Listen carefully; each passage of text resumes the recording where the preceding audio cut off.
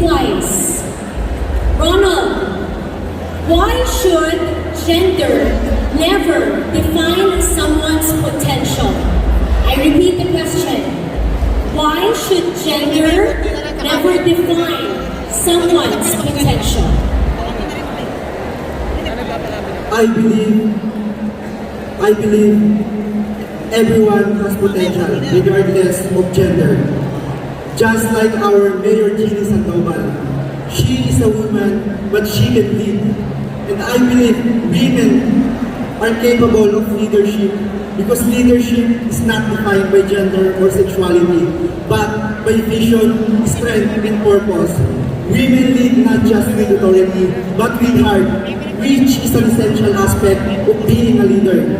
Women is powerful in so many aspects, and I believe now is the time to put more women in positions where they truly belong. Thank you. Maraming salamat. Ginoong Pangulo Ronald Vicencio. Now let's call Ginoong Lomos, Jen Gabriel Caldo.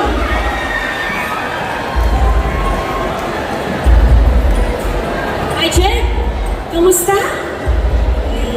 Sobrang happy po ngayon ay makasama-supporter. At sa mga supporters ko dyan na nanonood, gusto ko sabihin na sa inyo pala, ipanalo na ako. Right.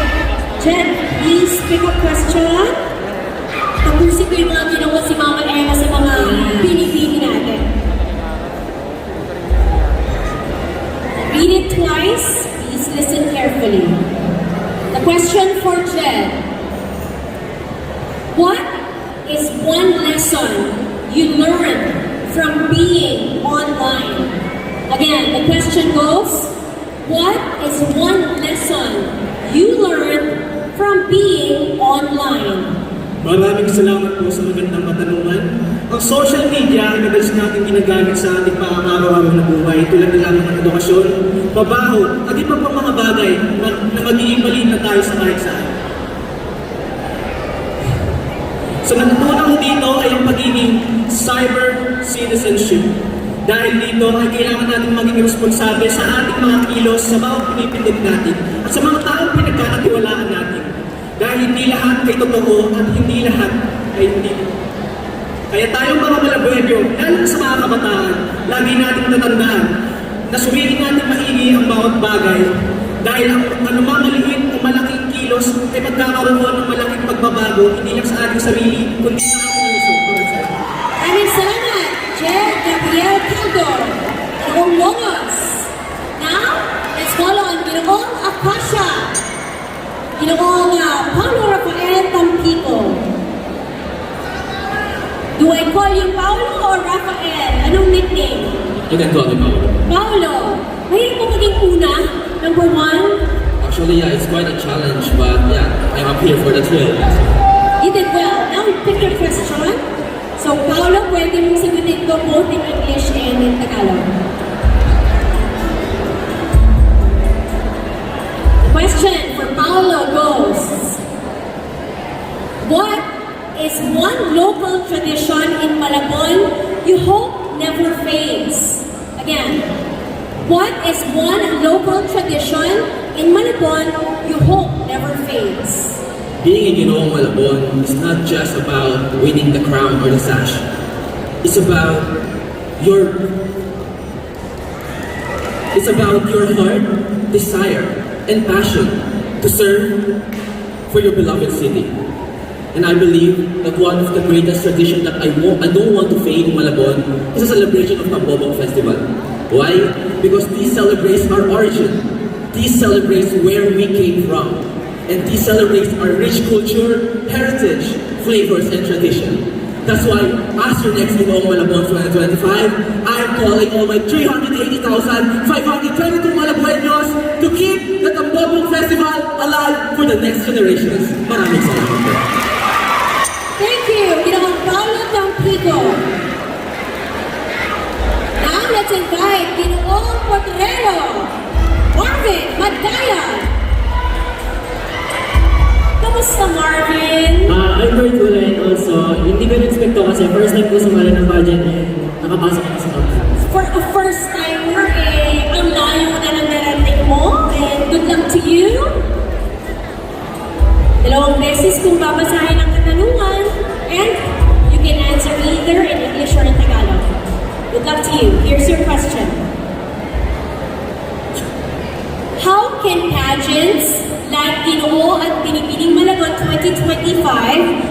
inspire service in community? I repeat, how can pageants like Ginoo at Binibining Malabon 2025 inspire service in the community? Ginoo at Binibining Malabon 2025 is not just about the beauty. It is a purpose. As an education, I want that every student have the school supplies in their backpacks. We have in barangay called Project Sinag that every student have school supplies, and by that they can help to nakakatulong ito para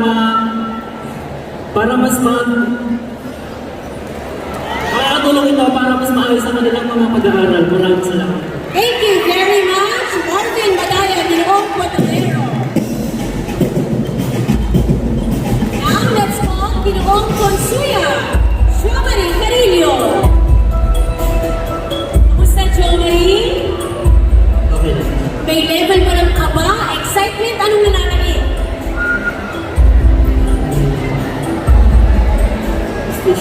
Speechless, oo, halo-halo na yung emotions. Okay, Jo Marie, please pick a question.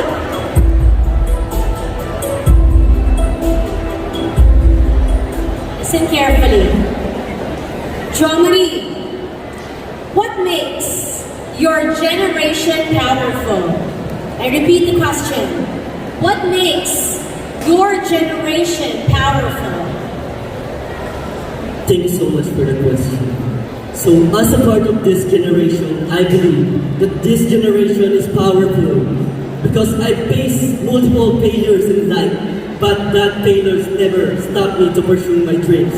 Because that failure, I use it as a lesson and inspiration to build my character to become the better person that I dream. That's all. Thank you. Thank you so much, Jo Marie Carillo. Now let's call Ginoong Newman, Joel Israel Soriano. How are you, Joel? Masaya? Right, and you seem to be very happy as a whole group, kahit yung mga hindi nakapasok. Sa totoo lang, expected ko na siya. Medyo ano siya eh, kasi wala ko masyadong preparation sa pageant na to. Then, puro work ako ganyan. Kaya parang hindi ko na rin siya masyadong inaasahan. Pero, ayun na. Oh, you made it. So pick a question, please. Thank you.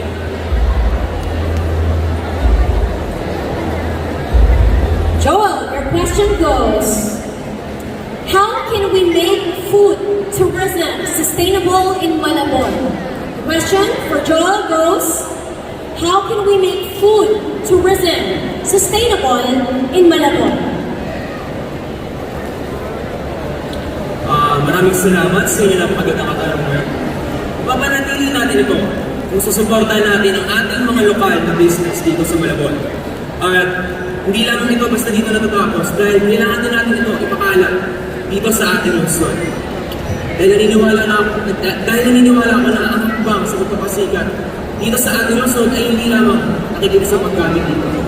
Kundi nakikita ito sa kung paano ito ipapakilala sa iba't ibang tao. Maraming salamat. Thank you so much, Ginoong Newman, Joel Israel Soriano. Let's call Ginoong Flores, Easy John Francisco. I am so sorry, tama ba yung pronunciation ko? Easy. Do your friends call you EJ? Yes. Okay. Sa first time ko, shoutout po ako sa family ko at friends ko yung nag-push sa akin dito. Maraming salamat po sa inyo. Ayun lang po. Thank you also, EJ. Pick ka na ng iyong katanungan. And katulad ng mga ginawa natin, you'll hear it twice. You can... How can you help protect Malabon's cultural identity? I repeat, how can you help protect Malabon's cultural identity? Maraming salamat po sa inyong tanong. Nakakasiguraduhan ko pong ipoprotektahan po ang kultura ng Malabon as a vlogger. Ipapost ko po sa Facebook or social media about about Malabon, yung heritage and delicacy natin. At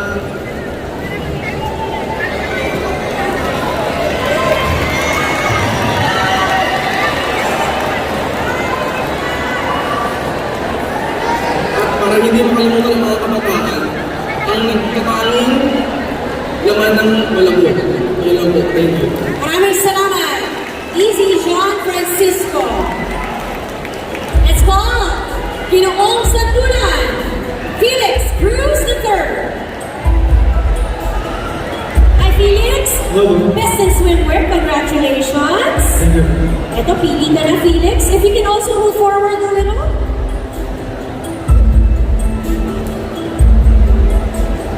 Question for Felix is, if there is one dish to represent the city of Malabon, what would it be and why? I repeat, if there is one dish to represent the city of Malabon, what would it be and why? Ang i-represent ako sa Malabon, ang dishes ng Malabon ay ang ating sikat na pansit Malabon na galing sa Barangay Concepcion.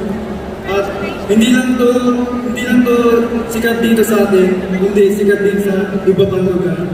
At may pagmamalaki pa natin to sa mga susunod pang henerasyon. Maraming salamat. Thank you very much, Felix Cruz III. Let's welcome this time, Ginoong San Agustin, Nelson Buwan Jr. You make the sign of the cross. Ano pinagdadasal ni Nelson? Sana po makasagot ng maayos and maintindihan po ng judges kung anong nilalaman ng aming puso. Okay, hindi na tayo.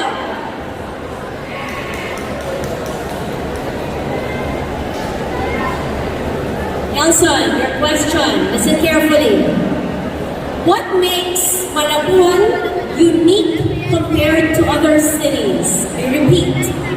What makes Malabon unique compared to other cities? Maraming salamat po sa inyong pagkakas. Ang pinagkaiba po ng Malabon sa ibang bayan ay ang pagiging makabayan ng mga tao rito at ang pagkakaisa na namumuo rito. Bilang isang magandang kultura, ako po ay naninindigan na maraming nagmamahal at sumusuporta sa ating kultura at sining.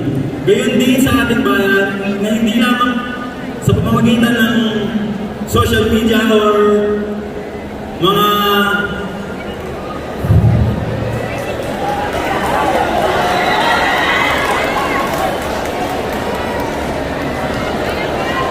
nilang po at maraming salamat. Thank you very much, Nelson Buwan Jr. At last, not the least, Ginoong Maisilo, Ariel Barasona Jr.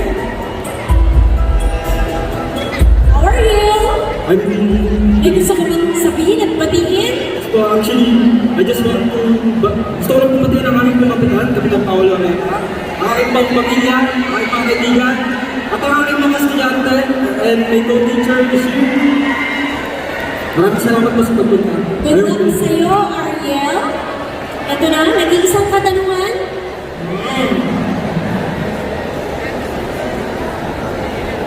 Listen carefully. Your question goes, what qualities make you fit to become Ginoong Malabon 2025? Again, what qualities make you fit to become Ginoong Malabon 2025? I always believe that the Ginoo ng Malabon is an ambassador of the tourism here in our city.